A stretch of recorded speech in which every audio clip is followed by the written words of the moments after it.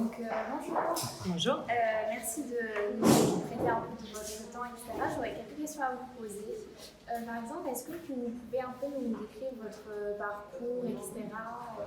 Avant de faire... est-ce que vous pouvez vous présenter en quelques mots? Alors, je m'appelle Nathalie Pradi. Mon parcours, ça a été d'abord de faire des études initiales en psychologie à Lyon, à la faculté. Et ensuite, j'ai voulu faire de la communication. Donc, je suis allée dans une école de communication à Lyon. Donc, je suis sortie en 1987 et j'ai ensuite immédiatement rejoint un chef d'entreprise qui créait son entreprise pour l'accompagner dans sa création d'entreprise. Donc ça en 87 et en 94 j'ai décidé de voler mes propres ailes et j'ai créé mon agence de communication qui s'est appelée initialement Bonne Réponse et qui aujourd'hui s'appelle Comme Adéquate et qui existe donc depuis 1994. D'accord. Et ça s'est bien passé pour vous, la création de votre première agence et celle Comme Adéquate, etc. Est-ce que ça a été un peu dur de vous faire une place ou vous êtes fait rapidement? Non, alors la première agence, ça a été celle de design produit. Ça a été pas dur parce que c'était une aventure à l'époque un peu dans un monde presque encore étudiant, donc c'était plus un stage génialissime et avec toute l'énergie et toute la naïveté qu'on peut mettre quand on crée une entreprise en sachant en même temps, en sachant pas, en appréhendant pas du tout les difficultés.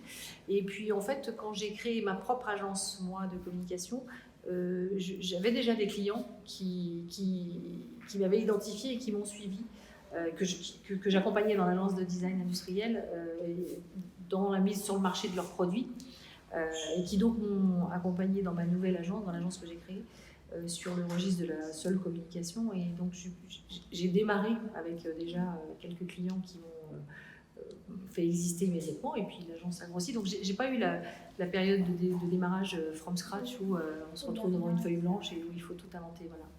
J'ai pas connu ça. Où je l'ai connu à 20 ans en tant qu'étudiante et du coup c'était juste une belle aventure et pas de stress, quoi.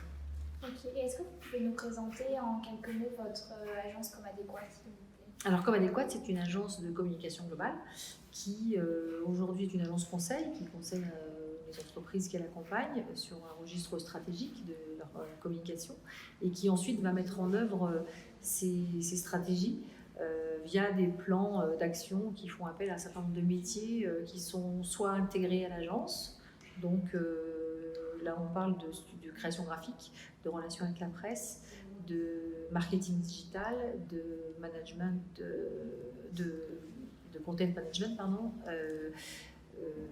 Voilà, je crois que c'est tout dans les métiers intégrés à l'agence. Et ensuite, qui fait appel à des expertises extérieures qui viennent compléter les métiers socles, on va dire, pour pouvoir accompagner de manière globale et complète, on va dire, les clients en fonction de leurs besoins. Et quel est votre rôle un peu dans l'agence? Dans l'agence. Alors, chemin faisant, et l'agence étant ce qu'elle est aujourd'hui, je suis moi aujourd'hui beaucoup plus recentrée sur les problématiques d'accompagnement stratégique de certains clients, de réflexion stratégique à leur côté et de développement surtout, de développement commercial de l'agence j'entends, et managérial. J'ai une organisation très horizontale, c'est-à-dire que je suis moi chef d'entreprise au sens responsabilité du terme. Mais en dehors de ça, tous les gens sont autonomes et responsables sur leur fonction et expertise métier. On fonctionne d'abord par la clé, c'est le client et son besoin. Donc on fonctionne d'abord par équipe projet et en fonction du besoin client, une équipe projet se constitue au sein de l'agence évidemment avec les expertises requises. Et le chef de projet ou la direction clientèle va piloter ça. Et moi, j'ai plein de clients ou plein de projets en tout cas dans l'agence dont j'entends très peu parler parce que je ne suis pas du tout au pilotage de ça. Donc la clé, c'est vraiment le client et on s'organise autour de lui et de ses besoins en fait. Et vous dites donc qu'il y a beaucoup de projets dont vous n'êtes pas au courant, mais est-ce que quand même vous avez des projets, vous, dont peut-être vous êtes plus fiers, ou alors quel type de projet surtout vous avez à faire? Aujourd'hui, très sincèrement, j'accompagne. Je ne pilote plus de manière opérationnelle aucun projet parce que j'ai pas le temps et puis surtout pas vocation à le faire. J'ai des gens pour ça qui le font même bien mieux que moi, on va dire aujourd'hui, parce qu'ils ont des expertises qui sont numériques, par exemple, digitales, qui sont bien plus poussées que les miennes.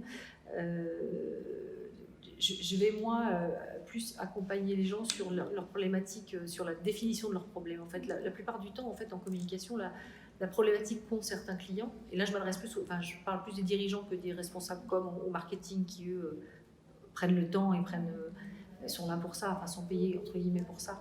Un chef d'entreprise, parfois, il manque de recul sur ses problématiques parce qu'il est dans le guidon, etc. Et mon rôle, et en plus on est quand même entre pairs, j'ai aussi une appréhension de chef d'entreprise et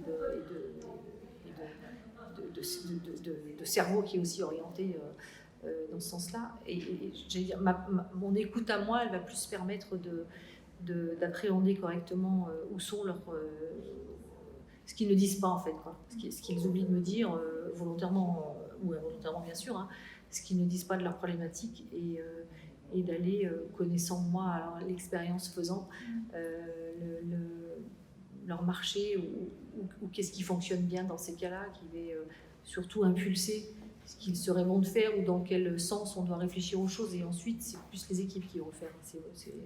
Je suis de moins en moins dans l'opérationnel. D'accord. Et justement, donc cette agence, ça fait une trentaine d'années où vous y êtes. Est-ce que vous avez pensé peut-être à transmettre l'agence, ou quelle perspective d'avenir un peu vous avez pour votre carrière et pour cette agence?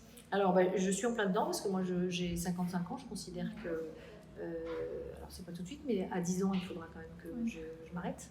Et il faudra, en tout cas j'ai moins l'intention de m'arrêter. Je considère que je ne me vois pas faire bien mon métier à 65 ans, quand surtout m'adressant à vous qui avez 20 ans et qui pouvez considérer que place aux jeunes, et vous avez bien raison de le penser. Donc l'idée c'est pour moi effectivement de transmettre aujourd'hui à certains de mes collaborateurs l'agence, le métier, le costume presque de chef d'entreprise, parce que le métier ils le connaissent bientôt aussi bien que moi, c'est pas le propos, mais le costume de chef d'entreprise, alors au sens responsabilité là aussi managériale, mais aussi au sens vision, développement stratégique, etc.